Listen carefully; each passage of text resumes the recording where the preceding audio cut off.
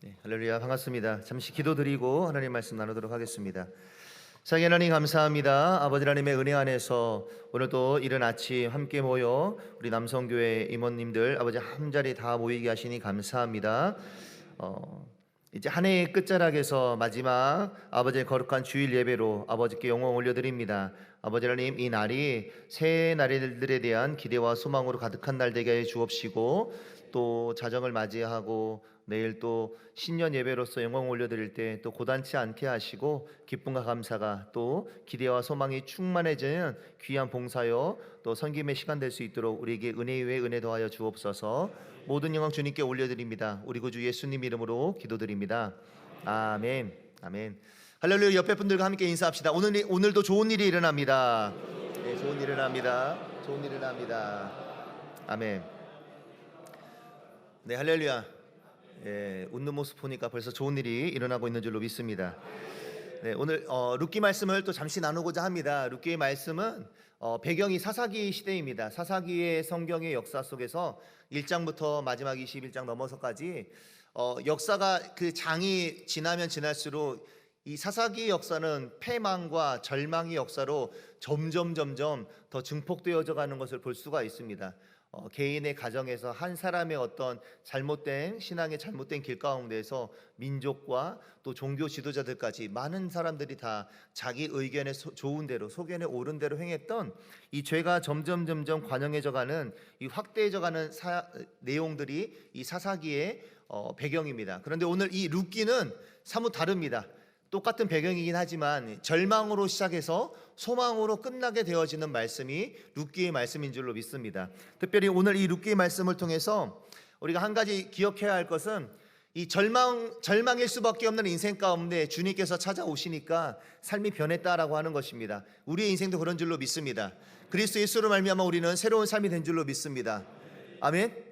예, 이전 것은 지나갔으니 보라 새 것이 됐다라고 말씀하시는 그 은혜가 얼마나 귀한 은혜입니까?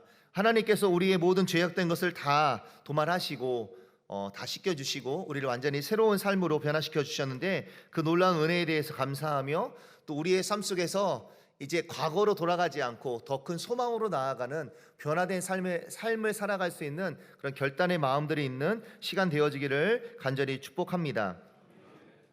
오늘 이 룻기 말씀을 통해서 잠깐 나누고 싶은 것은 큰 흐름은 딱 두 가지입니다. 한 사람은 이 두 명을 소개하고 있는데요, 보아스와 룻이라고 하고 있는 이 남자와 여자, 이 두 명을 소개하고 있는 이 한 가정의 이야기와 더불어서 이 가정에서 새롭게 세워져야 될 그 변화된 인생을 이 두 가지를 딱 말씀하고 오늘 말씀을 마무리 짓도록 하겠습니다. 아시겠지만은 오늘은 분명히 룻이 주인공은 아니었습니다. 룻이 주인공이 아니라 룻의 시어머니와 엘리멜렉과 나오미라고 하는 이 두 부부의 이야기들로부터 시작되어집니다. 베들레헴의 아주 작은 마을에 그래도 좀 부족하지 않게 살았던 가정인 것 같은데, 이제 베들레헴에 흉년이 드니까 먹고 살기 위해서 이웃 나라로 이렇게 요단을 넘어가게 되어집니다. 요단을 넘어가는데 처음에는 엘리멜렉, 나오미, 말론, 기럧 이 네 가족이, 네 식구가 이주에 갑니다. 이주에 가는데 거기에서 남편을 잃었지, 또 자녀들은 결혼을 시켰는데 큰 아들, 작은 아들 다 죽었지, 여인 3명만 남았던 그 절망적인 삶 속에서 안 되겠다, 주님께서 우리의 가정 이 베들레헴을 돌봐주셨다고 하는데 다시 돌아가자라고 하는데, 이 젊은 자부들이 계속 따라오려고 하는 거예요. 너희들은 젊으니까 남아 있어라, 나 혼자 가겠다. 그런데 이 룻이라고 하는 여인은 끝까지 그 어머니를 따라왔던 그 내용으로 오늘 이제 룻기의 말씀이 시작되어집니다. 중요한 거는 룻이 보아스를 만났다라고 하는 것입니다. 아멘.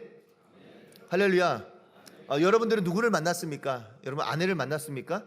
네, 저는 저희 사랑하는 아내를 만나고 난 다음에 인간이 됐습니다. 네, 시골 깡촌에서 올라와 가지고 상당히 촌스럽게 그지 없었는데 제 아내를 만나면서 제가 이제 좀 도시형으로 좀 바뀌기 시작했습니다. 좀 사람 되어 보이지 않습니까? 원래 이렇게 말끔하지 않았습니다. 되게 촌스러웠고요. 예, 부끄럽게 그지 없었는데 학교에서도 되게 좀 약간 좀 뭐라고 해야 되죠? 좀 개구장이처럼 다녀가지고요. 신학교 때도 막 기숙사에 살면서 고무신 신고 다니고 일부러 막 그랬던 것 같아요. 무슨 객기인지는 모르겠지만 아무튼 예. 기숙사에 보라색 고무신이 있더라고. 그래서 보라색 고무신 신고 막 그 마다 막 돌아다니고 막 그러는데 친구들이 막 놀리고. 근데 집사람 만나면서 이제 그런 이상한 객기들은 다 이제 벗어버리고 완전히 새로운 삶이 됐는데, 누군가를 만나면 변화가 되는 것 같습니다.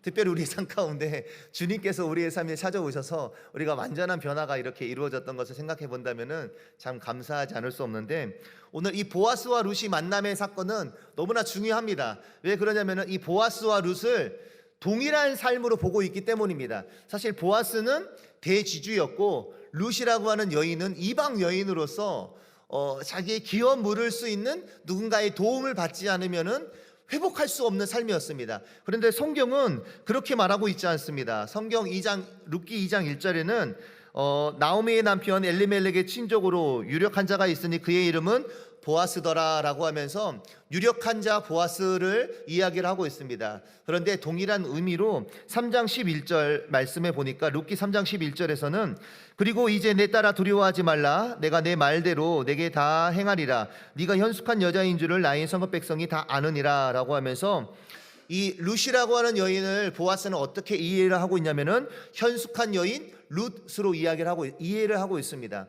그래서 유력한 사람이라든지 현숙한 여인이라고 하는 이 두 단어는 히브리어 상으로는 똑같은 단어라고 하는 하일이라고 하는 단어로 이 보아스와 룻을 동일시하고 있습니다.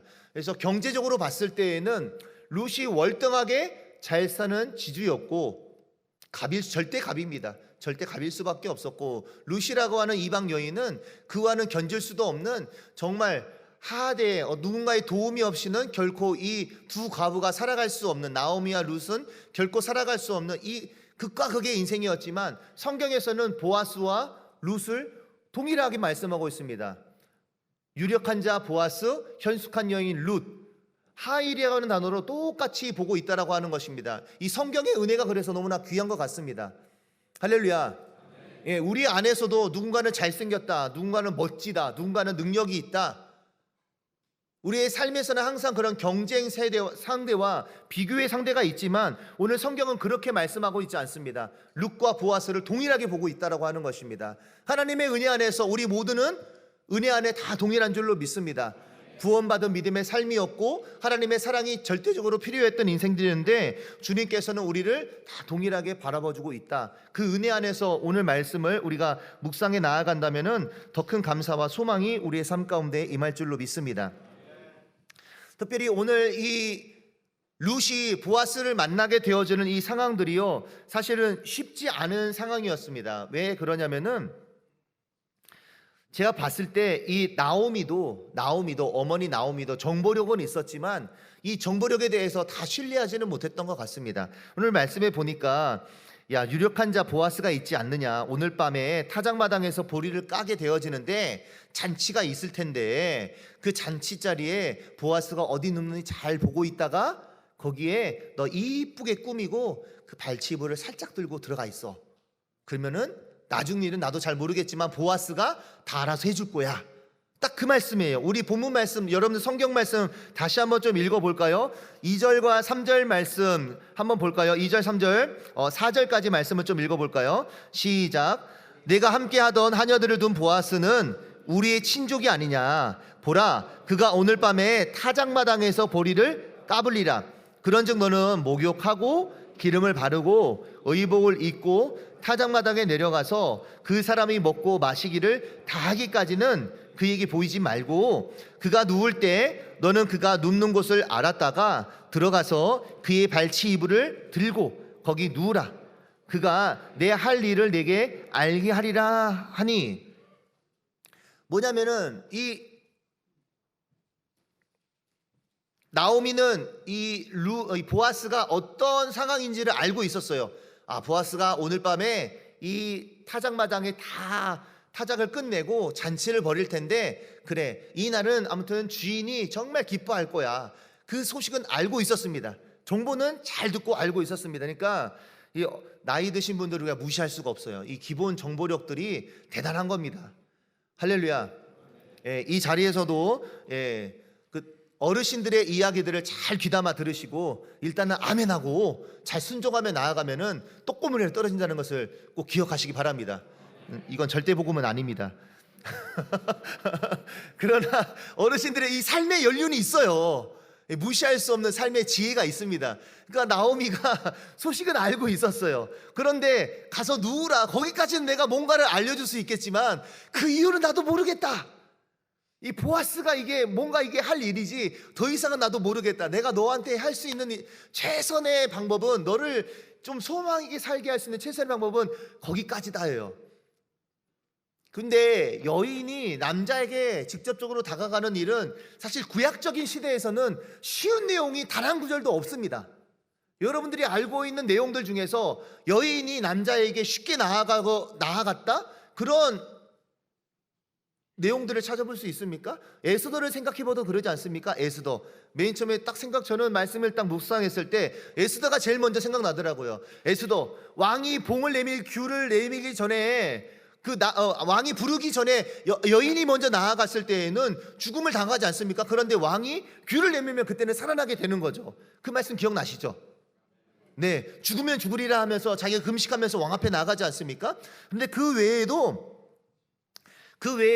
여인이 남자 앞에 함부로 나아갔을 때에는 이 상황을 어떻게 이해할 수 없는 상황들이 있는데, 창세기에 보니까 이 처참한 상황을 맞이했던 그 여인이 한 사람이 나옵니다. 유다의 이야기에서 나오는데요, 이 창세기 38장에는 유다의 이야기가 나옵니다. 유다가 첫째 아들 엘이라는 엘이 아들이 있었는데, 엘이 다말이라고 하는 여인과 결혼을 시켜줍니다. 결혼을 시켰는데 엘이 하나님 앞에 죄를 짓는 거예요. 하나님께서 치십니다. 엘이 죽어요. 그 다음에 그 둘째 아들 오난에게 그 다말을 줍니다.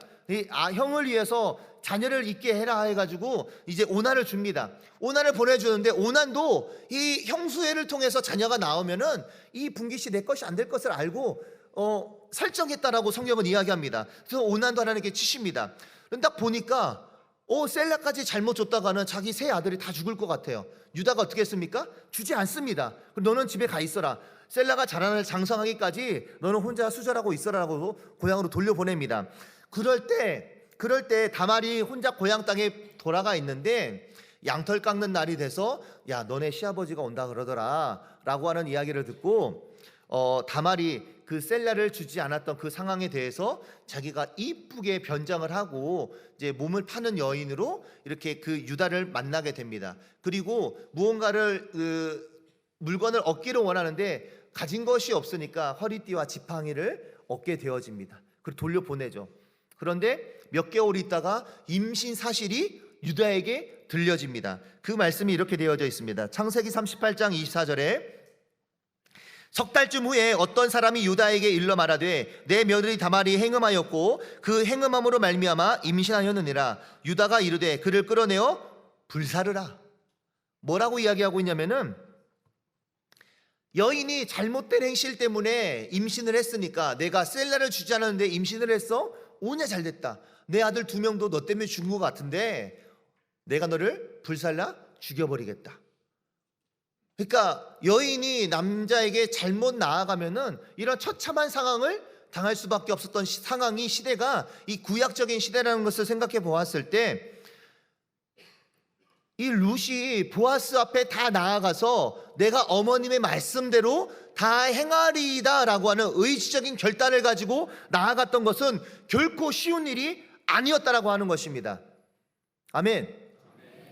우리의 삶 가운데 약속의 말씀을 듣고 순종의 방향으로 나아가려고 했을 때 그 방향이 결코 쉬운 일이 아닙니다. 그러함에도 순종하며 나아갈 때 하나님께서는 그 삶 가운데 우리가 경험해보지 못했던 더 큰 영광스러운 시간들을 허락해 주실 줄로 믿습니다. 우리의 순종의 그 마음의 고민함이 깊으면 깊을수록, 제가 묵상해 보았을 때는 우리의 순종이 고민되면 고민될 만큼 하나님께서는 그 고민을 뒤덮는 더 풍성한 은혜로 우리의 삶 가운데 채워주신다는 것을 믿을 수 있기를 주님으로 축복합니다. 아멘. 예, 우리가 남성교회 이렇게 임회원들로 이렇게 함께 모여서 예배를 드리는데 이 순종의 길이 쉬울 수도 있습니다. 아멘. 내가 죽겠습니다. 네. 죄송합니다. 거기까지는 순종하기를 원치 않으셨군요. 무언가 교회의 명령이 있고 교회에 또 나가는 방향이 있을 때 어떤 누구보다도 이 자리에 있는 분들은 철저하게 교회에 순종하고 당연히 말씀 가운데 정말 복종하기까지 나아가실 분들이 다 이 자리에 있는 줄로 믿습니다. 아멘. 아멘. 네, 교회를 위해서 충성하고 교회 아픔이 내 아픔인 것 마냥, 당회장님의 아픔이 내 근신된 삶의 모습인 마냥 내가 더 충성하겠습니다라고 하는 마음으로 이 자리에 모여 있는 줄로 믿습니다. 아멘. 근데 그 일들이 사실은 쉬운 일이 아닐 수가 있는 거죠. 결코 쉬운 일이 아닐 수가 있습니다. 그럼에도 불구하고 이 모습으로 나아갔을 때 하나님께서는 더 큰 소망의 일들을 이루어 주시는데, 오늘 룻이 이 보아스 어머니의 말씀을 듣고 이 5절 말씀에 룻이 시어머니에게 이르되 어머니의 말씀대로 내가 다 행하리이다, 내가 다 행하리이다라고 하는 의지적인 결단을 가지고 이 보아스 앞에 나아갑니다. 나아갔을 때 보아스는 유력한 사람이었습니다. 멋있는 사람이었습니다. 그래서 룻을 건드리지 않고 잘 챙겨서 오히려 더 먹을 양식들을 채워서 어머니께 잘 보내드립니다. 그리고 자기의 할 일을 잘 지켜 나아갑니다. 그 이후에 자기보다 먼저 기름을 부을 사람이 있었기 때문에 이 순서를 어긋내지 않습니다. 그리고 그 일을 감당한 다음에 룻을 맞이하여서 아이를 낳고 믿음의 가정, 알겠지만은 결국에는 다윗이 이 뿌리에서 나오게 됐다는 것을 우리가 잘 알고 있습니다. 그런데 성경에는 그렇지 않은 사람들이 있습니다. 이 오늘 룻기의 말씀과 비슷한 상황이 있는데요, 창세기 19장 33절에서부터 35절까지의 말씀을 제가 읽어 드릴 텐데요, 한번 잘 귀담아 들어보시기 바랍니다. 누구의 이야기인지 한번 들어보시기 바랍니다. 창세기 19장 33절에 35절 말씀입니다. 그 밤에 그들이 아버지에게 술을 마시게 하고 큰 딸이 들어가서 그 아버지와 동침하니라. 그러나 그 아버지는 그 딸이 눕고 일어나는 것을 깨닫지 못하였더라. 이튿날 큰 딸이 작은 딸에게 이르되 어젯밤에는 내가 우리 아버지와 동침하였으니 오늘 밤에도 우리가 아버지에게 술을 마시게 하고 네가 들어가 동침하고 우리가 아버지로 말미암아 후손을 이어가자 하고, 그 밤에도 그들이 아버지에게 술을 마시게 하고 작은 딸이 일어나 아버지와 동침하니라. 그러나 아버지는 그 딸이 눕고 일어나는 것을 깨닫지 못하였더라. 아멘. 누구의 이야기 같습니까? 그렇죠, 롯의 가족의 이야기입니다. 오늘 룻하고 너무 비슷한 내용이죠. 아니, 비슷합니다. 왜 비슷하냐면은 이 밤이라고 하는 시간적인 개념과 잔치를 펼치는 시간이 밤이었습니다. 그리고 술을 아주 그냥 기분 좋게 흥청망청 마셨습니다. 술을 마시면 기분은 좋아지는 것 같습니다.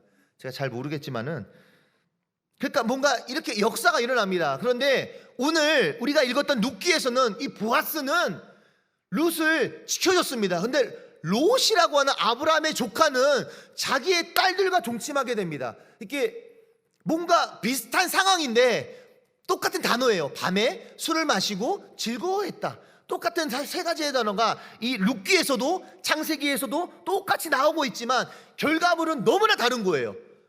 한 가정에서는 예수 그리스도의 족보의 시작과 같았던 다윗이라고 하는 자녀가 태어났고, 한 가정에서는 모압과 암몬의 조상이 태어나게 됩니다. 이 모압과 암몬이라고 하는 조상은 이스라엘 백성들과 치열하게 신앙적인 대립과 갈등과 문제를 일으켰던 이 이방의 민족이었습니다. 가까운 사이였지만 항상 이스라엘 백성들을 죄악으로 구렁텅이로 빠져들게 했던 죄악의 온상을 이 롯의 가정에서는 태어나게 됐다라고 하는 것입니다.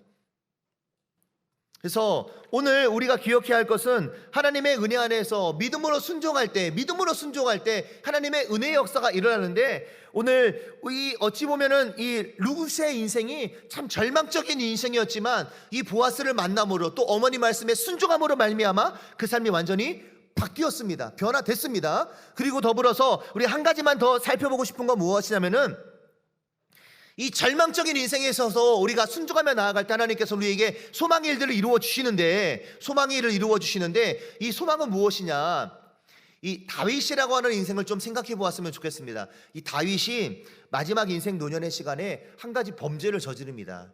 이 젊은 날에 이제 전쟁을 펼치다가 죄를 지었던 것은 다 알고 있죠. 자기의 그 신하였던 우리아의 아내를 취했던, 그쵸, 바세바를 취했던 이 범죄가 있었고, 마지막 그 인생 속에서 큰 실수가 뭐냐면은 백성들을 민수게 하는 사건이 일어납니다. 기억나십니까? 네, 요압 장군을 통해서 자기 신복을 통해서 백성들을 카운터해봐라 하면서 민수기 사건이 일어나는데, 이 민수기 때문에 하나님께서 심판을 하십니다. 심판을 하신 다음에 이 다윗이 근심하게 되어집니다. 도대체 이 세 가지 심판에 내가 어떻게 나아가야 할까? 그래서 3일간의 하나님의 그 재앙을 소망합니다. 사무엘하 24장 12절 13절 말씀이 이렇게 이야기합니다.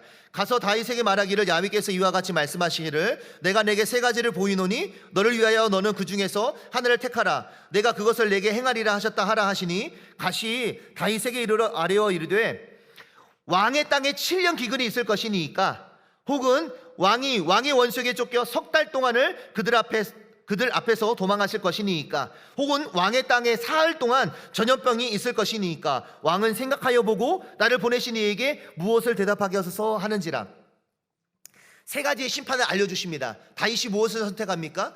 사흘 동안의 이 재앙을, 전염병에 대한 심판을 선택합니다. 그 이후에 이 선지자가 다윗에게 또 나아가서 이야기합니다. 이 아르곤의 타작마당에서 나아가서 제사를 드려라라는 것을 이야기를 합니다.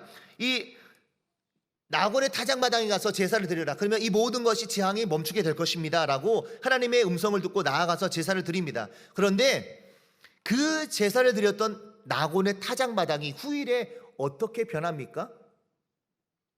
후일에 어떻게 변하면 이 말씀 한 구절만 더 살펴봅니다. 역대하 3장 1절 말씀인데요, 솔로몬이 예루살렘 모리아 산에 야훼의 전 건축하기를 시작하니 그곳은 전에 야훼께서 그의 아버지 다윗에게 나타나신 곳이요 여부스 사람 오르난의 타작마당에 다윗이 정한 곳이라. 아멘. 이 오르난이라고 하는 이 타작마당이 바로 다윗이 심판을, 하나님의 재앙을 멈추게 했던 제사드렸던 그 곳, 또 그리고 모리아 산, 아브라함이 그의 아들 이삭을 제물로 바쳤던 그곳에 하나님의 성전, 솔로몬의 성전이 세워지게 됩니다. 할렐루야. 어찌 보면은 우리의 삶 가운데 실패처럼 보여지는 곳 가운데에서도 하나님의 순종의 삶을 살아간다면은 그 실패의 자리가 결코 실패가 아니라 다시 한번 영광의 자리로 회복시켜 주시는 주의 은혜가 있습니다. 아멘. 최근에 그 뉴스를 우리가 너무나 접해서 잘 알고 있지만은 마약 사건 때문에 한 그 유명 배우가 죽음을 당하지 않았습니까? 슬픈 그런 상황을 맞닥뜨리게 되어졌는데, 우리의 상황은 그렇습니다. 아무리 믿음의 삶이 더 큰 실패와 더 큰 수치스러운 삶의 잘못된 삶이 있다 할지라도 우리가 주님 앞에서 믿음으로 정말 그 죄악을 고백하고 순종하며 나아갈 때 주님께서는 수치의 삶들도 변화시켜서 소망의 삶으로 회복시켜 주십니다. 아멘. 믿음의 삶은 수치로 끝나는 인생이 아닙니다. 그리스도 예수께서도 십자가에서 벌겨벗긴 채 죽음을 당했지만 그것이 끝이 아니라 그 십자가를 통해서 모든 일을 구원할 구원의 길이 활짝 열리게 되지 않았습니까?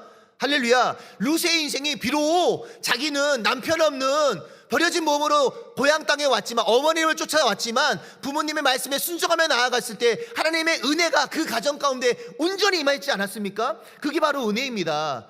아멘. 그게 바로 변화입니다. 순종하며 나아갈 때 하나님께서는 우리가 경험해보지 못했던 더 큰 소망과 은혜의 일들을 이루어 주십니다. 날마다 그 말씀을 기억하시면서 2023년도 그래 왔듯이 2024년 새해에 더 큰 소망과 결단의 삶 살아가는 우리 남성교회 모든 임회원들 될 수 있기를 주님을 축복합니다.